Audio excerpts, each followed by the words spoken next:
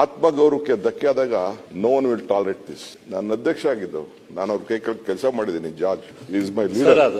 General ನಿಮಿಷ ಸ್ವಾಮಿ, specific ಹೋದ್ರೆ ಅಂತಂದ್ರೆ ಇವರು ಉತ್ತರ ಕೊಡಬೇಕಾಗ್ತದೆ. ಸರಿ, ಯಾರು ಉತ್ತರನೂ ಬೇಡ, ನನಗೆ ಯಾರು ಉತ್ತರನೂ ಬೇಡ. I am not. ಮತ್ತೆ ಆ ವಿಷಯಕ್ಕೆ ಹಿಂದಿನ ಯಾರು ಉತ್ತರನೂ ಬೇಡ, ಉತ್ತರ ಬೇಡ, ನಾನು ಕ್ಷಮಾಪಣೆ ಬೇಡ, ನನಗೆ ಬುದ್ಧಿವಾದ ಬೇಡ.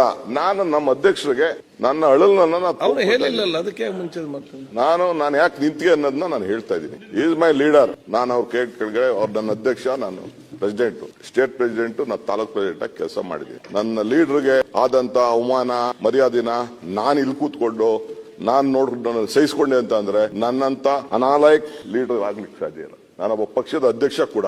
It is my bound duty to stand by him. So ಅದಕ್ಕೋಸ್ಕರ ನಾನು ಬಂದ ಆವೇಶದಿಂದ ನಾನು ಮಾತಾಡಿದ್ದೀನಿ.